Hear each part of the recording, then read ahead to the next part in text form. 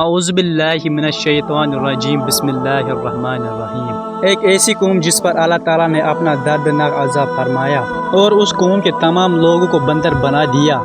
اس قوم کے لوگ کون ایسا گناہ کرتے تھے جس کے وجہ سے اللہ تعالیٰ نے ان کو بندر بنا دیا، اور یہ لوگ بندر بننے کے بعد کتنے سمے تک زندہ رہے، اور فرعون کو کس طرح دردناک موت آئی۔ جب یہ لوگ بندر بن گئے تو یہ لوگ اپنے عزیز کو اقارب کو دیکھ کر کیا کہتے تھے؟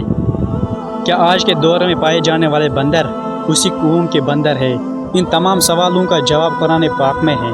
آج کی اس ویڈیو میں ہم آپ کو بتائیں گے، لہٰذا آپ سے گزارش ہے ہمارے اس ویڈیو کو اینڈ تک ضرور دیکھیے گا۔ انسانوں کو بندر بننے کی ابتدا حضرت داؤد علیہ السلام کے دور سے ہوئی۔ اس واقعے کا پس منظر کچھ یوں ہے۔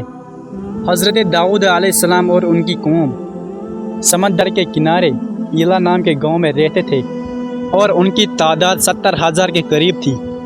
یہ قوم بڑی ہی خوشحال تھی اور اللہ تعالیٰ کی فرمان بردار قوم تھی۔ اس قوم کو اللہ تعالیٰ نے تمام دولت سے نوازا تھا۔ ہر طرف سرسبز و باغات تھے، ہر طرف پوش و باغات تھے، اور اللہ تعالیٰ کی بے شمار نوازی تھی۔ یہ لوگ اپنی زندگی میں بہت ہی خوش تھے۔ حضرت داؤد علیہ السلام کی قوم جو کہ سمندر کے کنارے رہتے تھے، تو اللہ تعالیٰ کا ان پر ایک خاص کرم تھا کہ سمندر کے اس کنارے پر بے پناہ مچھلی آتی تھی، جن کا یہ لوگ کاروبار کرتے تھے اور بہت ہی خوشحالی زندگی گزارتے تھے۔ جب یہ قوم اللہ تعالیٰ کے نعمتوں سے خوشحال ہو گئی تو اللہ تعالیٰ کی نافرمانی پر اتر آئے اور اللہ تعالیٰ کے گناہوں کے اندر مبتلا ہو گئے، اور پھر ایک دن اللہ تعالیٰ نے اس قوم کا امتحان لینے کا ارادہ کیا، اور حضرت داؤد علیہ السلام کو وحی بھیجی کہ اپنی قوم سے کہہ دے کہ وہ ہفتے والے کے دن مچھلی کا شکار کرنا بند کر دے۔ اس طرح اللہ تعالیٰ نے حضرت داؤد علیہ السلام کے قوم پر ہفتے والے دن مچھلی کا شکار کرنا حرام فرما دیا۔ پھر یہاں سے اس قوم کی بربادی شروع ہو گئی۔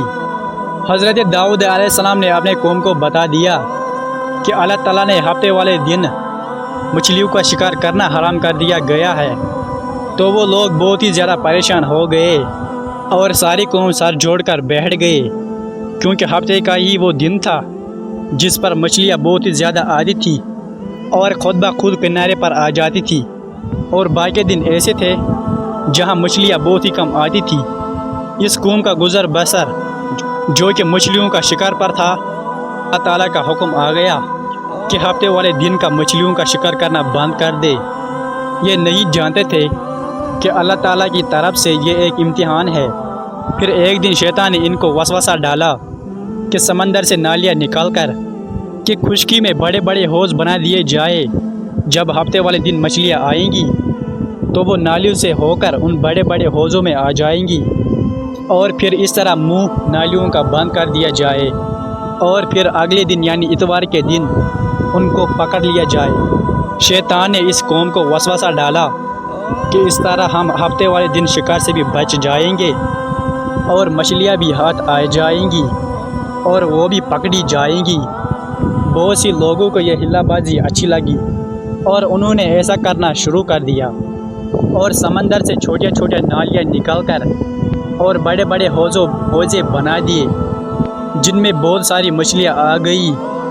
اس قوم کے بدبخت لوگوں کو یہ شیطان کا حلہ بہت ہی پسند آ گیا، لیکن اس قوم نے یہ نہ سوچا کہ جب مچھلیاں سمندر سے آ کر حوض میں قید ہو گئی تو پھر مچھلیوں کا شکار ہی ہو گیا، اور یہ شکار ہفتے والے دن ہی پایا گیا جو اللہ تعالیٰ نے حرام قرار دیا تھا۔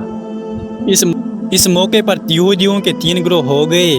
کچھ لوگ ایسے تھے جو یہ شکار کرنا پسند نہیں کرتے تھے اور ناراض رہ کر شکار سے باز رہے، اور کچھ لوگ اس کام کو دل سے برا جان کر خاموش رہ گئے، لیکن انہوں نے شکار نہ کیا اور دوسروں کو بھی منع نہیں کرتے تھے، بلکہ جو لوگ انہیں منع کرتے تھے یہ ان سے کہتے تھے کہ تم ایسے قوم کو منع کرتے ہو جس قوم کو اللہ تعالیٰ ہلاک کرنے والا ہے اور ان پر اپنا دردناک عذاب فرمانے والا ہے۔ اور اس قوم کے لوگ کچھ ایسے تھے جو نافرمان لوگ تھے، جنہوں نے اللہ تعالیٰ کے حکم کا انکار کیا تھا اور شیطان کے ہلے بازی مان کر رہ گئے۔ اور پھر اگلے والے ہفتے کو شکار کیا، اور یہ لوگ اللہ تعالیٰ کے حکم کے کھلم کھلم مقابلت کرتے تھے، اور ہفتے والے دن مچھلیوں کا شکار کرتے اور ان کو بھیجا کرتے تھے۔ حضرت داؤد علیہ السلام نے ان 1200 نافرمانوں کو اللہ تعالیٰ کے عذاب سے ڈرایا کہ وہ اللہ تعالیٰ کے اس نافرمانی سے باز آ جائے، لیکن وہ لوگ باز نہ آئے اور کھلے عام شکار کرنے لگے۔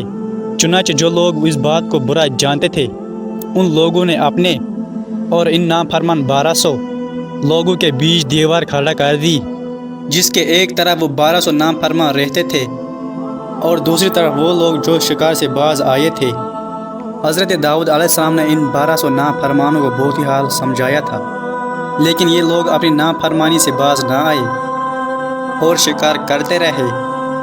پھر ایک دن حضرت داؤد علیہ السلام نے غضبناک ہو کر شکار کرنے والوں پر لعنت فرما دی۔ اس کا اثر یہ ہوا کہ ایک خطا کاروں میں سے کوئی بھی اپنے گھروں سے باہر نہ نکلا۔ یہ منظر دیکھ کر کچھ لوگ ان کے دیواروں پر چڑھ گئے اور ان کو دیکھنے لگے تاکہ معلوم ہو سکے کہ وہ لوگ کس حالت میں ہیں۔ جب ان لوگوں نے ان نافرمانوں کو دیکھا تو وہ سب کے سب بندر بن گئے تھے۔ اللہ تعالیٰ نے ان کی نافرمانی دیکھ کر ان پر اپنا دردناک عذاب فرما دیا اور ان کو انسانوں سے بندر بنا دیا۔ جب لوگ ان کے گھر میں داخل ہو گئے تو وہ بندر بن گئے تھے، اور وہ اپنے رشتہ داروں کو پہچان کر ان کے کپڑے کو سونگھتے تھے اور زوروں سے روتے تھے، لیکن وہ کچھ بول نہ سکتے تھے۔ حضرت داؤد علیہ السلام کی قوم جو بندر بن گئے تھے 12,000 تھی۔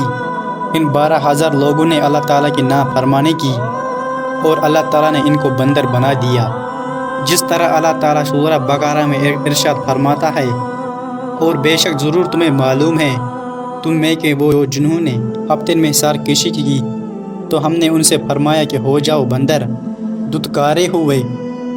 اس طرح حضرت داؤد علیہ السلام کی قوم بندر بن گئے۔